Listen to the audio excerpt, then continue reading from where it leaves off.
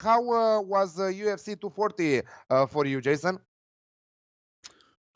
We made money on the fight cast, Dave and I, but the last two fights cost us about 4 units in profit because Max Holloway did not win inside the distance, and we had him to win inside the distance, and Cyborg did not knock out Felicia Spencer, and that went the distance. So personally, I made like 1,300, but we only picked up a unit on the show, and unfortunately, on the articles, we went 0-2 because they both went the distance. So we're at like 66% now over the last 15 picks Fights. on Oddsmarket. But it's not all bad Okay, news because if you followed the tips I gave out on the show last week, you would have been up just under 3 units. Punch and Parlay cashed. None of the dogs cashed, but they were only half-unit plays. All the plays I gave out last week, I think I landed 2.8 units, I think. And if you were watching the Kegcast live, Jay just openly slapped 8,000 on Cyborg to give himself 8,000 back. So, you know, it's place and time. Like he usually does, Jay is usually yeah, we doing call that it a on, J-size every bet. sports gig. That's what it's called. That's right. How he's That's called? right. It's a J-size bet. J-size bet. I love that. Punching Parlay ended good, ended the season good, so 3-7 after a great season with 10-0. We are back with the Punching Parlay this week.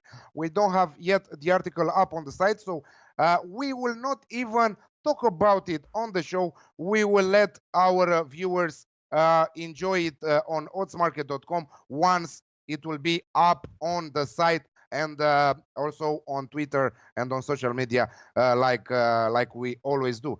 But I was reading the two articles you guys have, of course, the dogs and their odds. But most important, I was reading Jason's article today because he's saying that it will be a great fight between Lawler and Covington. The main event there, it will be huge. I don't know. He doesn't like the entire card, but he loves this fight. So Robbie Lawler against Colby Covington. Tell us more about it, Jason. Yeah, it was a tough fight for me. I like Robbie a lot. He's a legend in the sport that he just happens to still be fighting. He's 1-2 in his last 3 fights, but he's looked really good the last year and change. He beat Cowboy Cerrone in a close decision. Rafael dos Anjos, he looked really good, but unfortunately he didn't get the nod there. And then he was looking really good against Ben Askren. He power slammed him early in the fight. He was ground and pounding him, and unfortunately Herb Dean didn't stop the fight. He should have, probably. And Ben Askren made his way back up to his feet and choked out Robbie, but he didn't really choke him out. It was just a crap show, man. The whole fight was just garbage. But, I mean, Robbie's got dynamite in his gloves. His power is ridiculous. The reason he's so effective is because it's a byproduct of how technical his striking really is. He cuts the angles well. His combinations are solid. His counter-striking game is great. He sits down on his punches when he's in the pocket. So he's a strong welterweight for the division, too.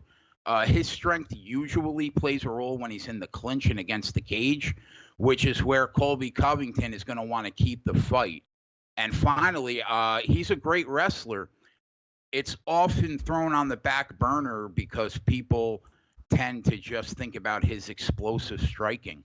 But his top control wrestling is really good, and his ground and pound is great. On the flip side, Colby Covington, he's a problem at 170 pounds. And that's why he's the number 2 ranked welterweight in the world right now. He's probably at the best gym in America right now, at American Top Team. He's a former teammate of Robbie, so they know each other pretty well.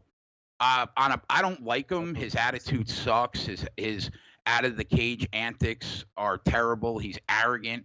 But I mean, all that said, I can't take his fight game away from him. He's an incredible wrestler.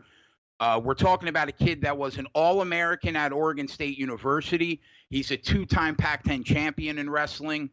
It starts there for him, and everything else he does basically works off his wrestling. And what makes me tip my hat off to Colby Covington the most is his stamina is absolutely absurd.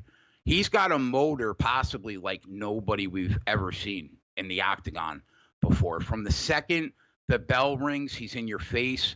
His pressure is insane. He's constantly looking to impose his will on you for whether it's 15 minutes or 25 minutes, depending on the fight. And that's how he beats his opponents. He breaks them down physically. One thing about Covington that's interesting is he's not a dominant finisher. 50% of his wins are left up to the judges to decide. And that's because he's really not that great of a striker, really. He's serviceable, but, you know, he's not that entertaining to watch. It's a slog. His fights just go the distance. At the end of the day, I think in order for Robbie to win the fight, he's going to have to find the button and knock Colby Covington out. He's not going to outscore him. He's not going to outpoint him in a 5-round fight, especially because you have to assume that Lawler's going to spend some time on his back because of how good Colby Covington is on the mat. I don't like betting on fighters that have one path to victory, and that's the only path I see for Robbie is a knockout. So I've got to take Colby Covington here because of the avenues that he has to win the fight. But here's the problem. As much as I think that he wins the fight, right, it's all about the price, obviously, with Dave and I, right? So I can't back Covington at the current number of like 1.40, I think he is. So I gave the readers a buy price on the article of 1.55 or lower. And I do think because of how popular a fighter and how long Robbie has been around, he could take late money. Sorry to interrupt you. The price is going up. Now I can see at 1.53 with BetHard, and it has it's trending up. So I think that I'm sure that you can find him tomorrow at 1.55. So you are saying not to bet anything under 1.55. In European terms, under means under 1.55, 1.5, 1.45. In US, you say anything under, which it comes on the other total way. Minus you know, 180. So yeah, 1.53 right now with BetHard and trending up. Yep. Yeah. So if you can get him at minus 180 American or lower, then I would take Covington. If you can't, it's a pass. Okay. So it's a pass if you don't find him at 1.55 and up. Right now, Lawler is at 2.83. 2.94, the best odds on the market with a Pinnacle. And Covington is at 1.53 right now, the best odds that you can find on the market with BetHard. But I see it going up, is trending up. So interesting to see Jason giving up a specific price. If it doesn't pass that price, you don't take it. Coming back to Dave here, tell me a little bit about the Punching Parlay Season 3. I want to see your approach here. If you have the same approach like in the first two seasons, and after that we will talk a little bit about the dogs on their odds, and we will finish talking about the co-main event for the UFC, Jim Miller versus Clay Guida. I will ask you both to give me your thoughts on this match. Yes, sir. Punching Parlay, I think I did. I've not looked at season 2 entirely, but from a quick review, looking at my record, if I compare that to season 1, what I did a lot more in season 2 was take risks. So I was taking risks for a bit more money. Yeah, You it's not won't see that comparable. happen. It's Yeah, totally not you will comparable not at all. probably You see cannot me compare the take first them. one with the second one. You cannot Yeah, compare the first one and the second one. But I was thinking, this is what I was asking you.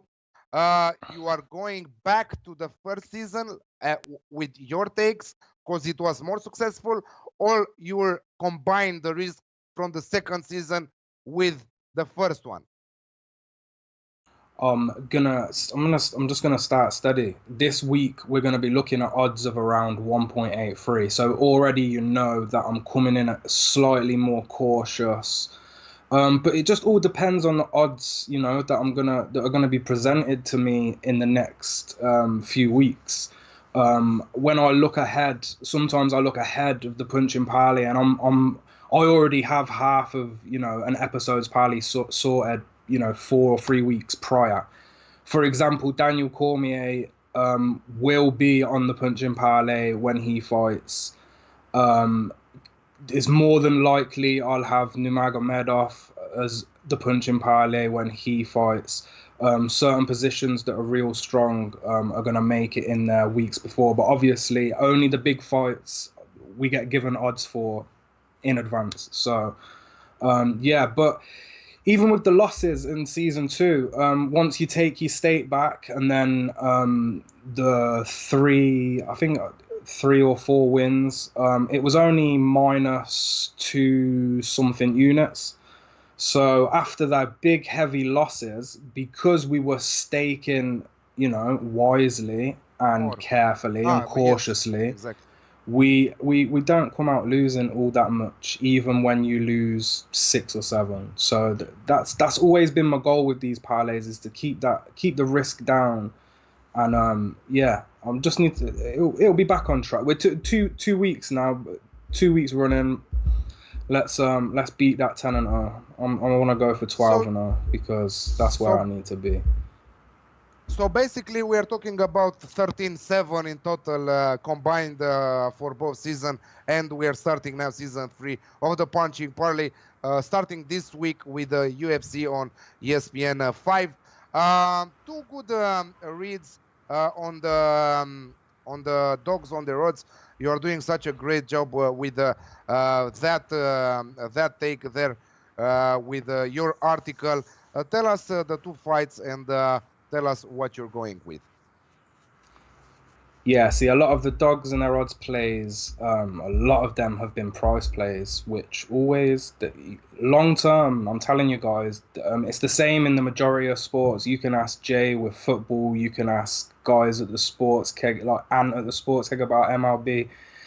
You're not picking out favorites long term is not going to work out for you. So when you can find these underdogs in positions that just don't make sense, it's always worth taking them. And first this week we have Hannah Goldie versus Miranda Granger.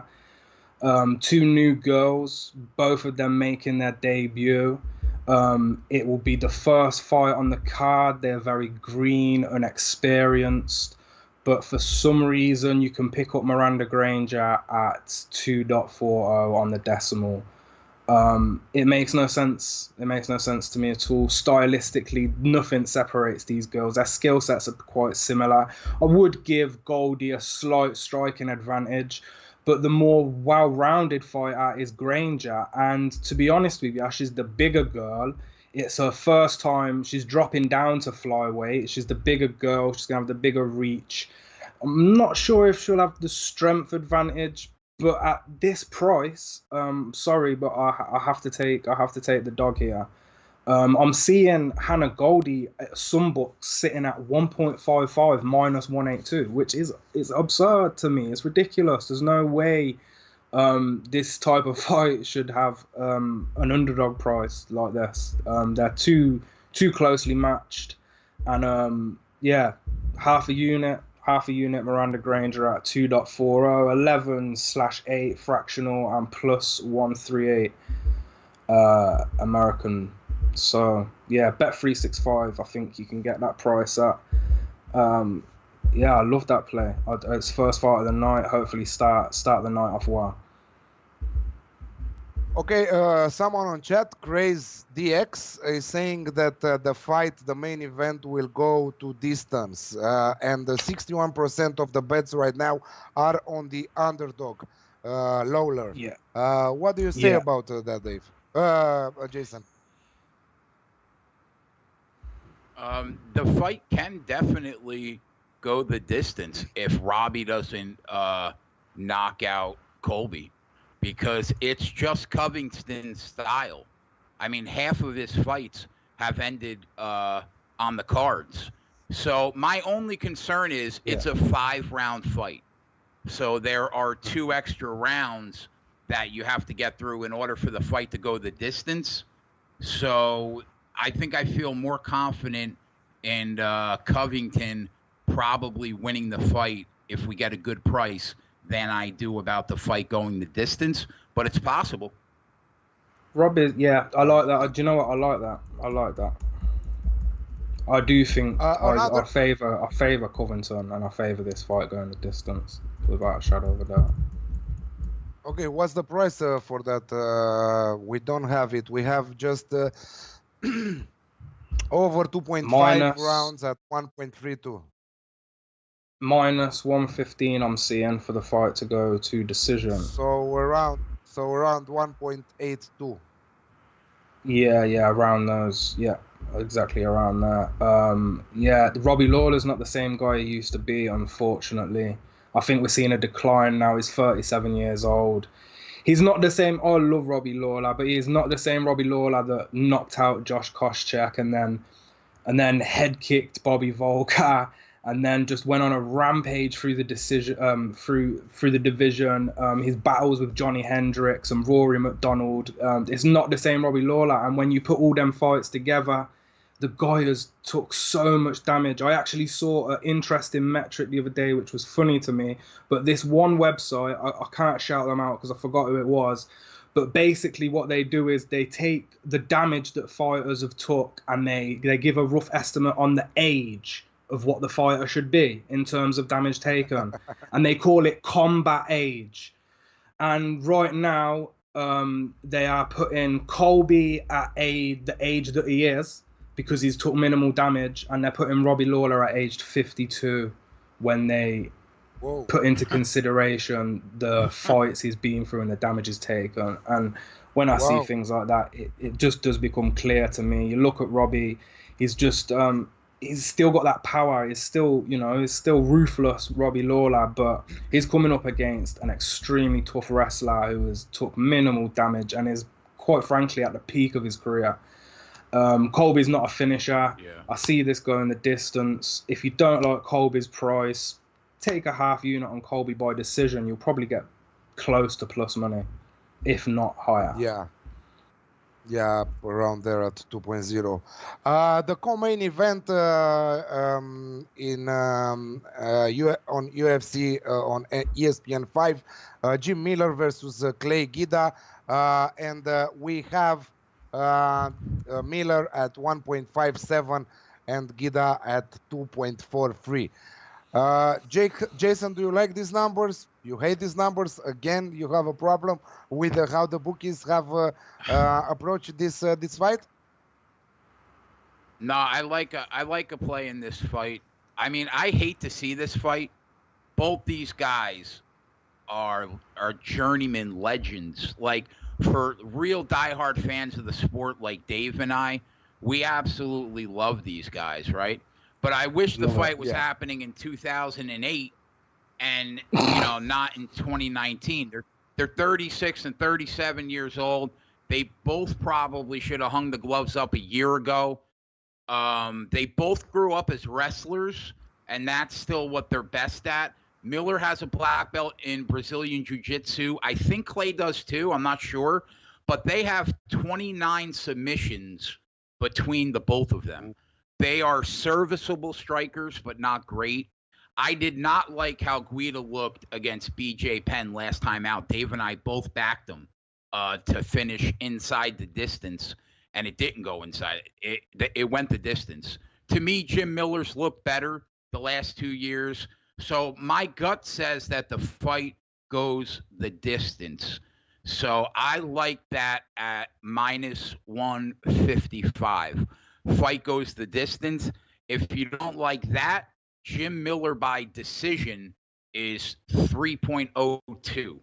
So that's plus Whoa, 202. But the pick in the article, that's huge. which will be done in like 20 minutes after this show, is going to be the fight goes the distance at minus 155. Okay, that's brilliant. I wanted to hear your thoughts on. I wanted to hear your best bet for this entire card for ESPN for UFC on ESPN 5. Also, Craze DX is saying to us that thank you for the insight, but I will do the opposite. We are not here to oblige you to bet what we are giving out. You can do the opposite. You are free to do whatever you choose to do. But be careful, because on the long run, you might lose there. So, Jason, please give us your best tip for this week's card. From the fights that I've broken down so far, Alex, because I still have work to do to get ready for Saturday, my favorite bet is that the Miller fight goes the distance at minus 155. That's my favorite bet out of the bets that I've broken down so far. Okay, that's brilliant. We lost Dave there. I wanted to ask him more about the dogs and the rods, but unfortunately, he's away right now. He's back right now. Back. So I don't know. Every time we have problems with Dave's camera. Or with his connection, but here he is, the last fight to break down here, Dave. Antonina Shevchenko versus Lucy Pudilova here, and after that, to give us your best bet for Saturday's card before we end the show. Of the two females who we know that are more than likely going to take this fight the distance. We've got Shevchenko by decision at basically dead on plus money, 2.01. Neither girl's been finished inside the distance. Our girl Shevchenko, sister of the famous UFC champion Valentina Shevchenko, she is nowhere near on the same level as her sister, even though she's the older sister. But in this position, she's fighting a girl who's probably not going to implement any grappling at all, and Shevchenko will outstrike her. If we look at the striking statistics, she outclasses her in all of them. So and I don't think she has any chance of finishing this fight. Not so much a good price on Shevchenko straight, I don't think, but it's more than likely going to be a decision victory. So, Shevchenko by decision, and also this fight will be on the punch and parlay as well, but it will be a different angle. A straight win. Yeah, I presume that it will be a straight win. But I wanted to ask you, this is not necessarily an underdog here. Because it's not a dog. It's underdog money. Your article is called "The Dogs and the Rods." If I see a prop bet that I like, favorite to win straight. Say again, sorry. I said that Shevchenko is huge favorite to win this match, and this is, I don't understand why you included her on this article, "Dogs and the Rods." Because of the plus money, Alex. It's just plus money. If I see a prop that's in the plus money, and I've just been a bit unhappy with doing two dogs. There's not been many dogs I've liked recently, and the article's I've only been able to write two dogs.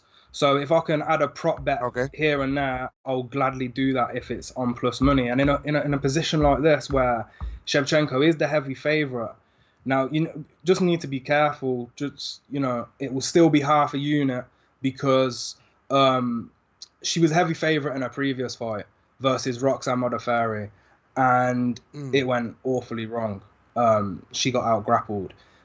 Now we have Shevchenko versus another striker, and she is just the speed. She's going to kill her with speed in this fight. She's going to outpoint her, and we'll see this fight go to the decision. And no, I won't be taking Shevchenko straight. I'm looking at fight goes the distance. Fight goes the distance for this fight. I love that, Dave. From all the fights on the card, there's no way I can see this either girl getting a sub or knockout here. So basically, this is your favorite bet, right? Say again. So basically, this is your favorite bet for Saturday, right? Yeah, but obviously because of the juice on the end of Shevchenko and the fight to go the distance, picking Shevchenko by decision and then putting that in the Dogs article was the best thing for me to do to make some decent money. Okay, that's it for today. Jason and Dave are writing weekly articles for Oddsmarket.com for our site, so you can go to check them out. Punching Parlay starting the third season this weekend tomorrow with Dave. I am very, very surprised to see Dave going with one of the fights from the Dogs and the Roads in the Punching Parlay, but I can't wait to see the article and to bet on the article, because I bet on all the Punching Parlays. But the problem I have is that I cannot watch the sport, the Kickcast, because it's very late in my country. And but probably one day I will do that, and I will also come on the show to join the heavyweights of the UFC betting, Jason and Dave. Jason and Dave, thank you very much for joining me on the show today. See you next week with another card.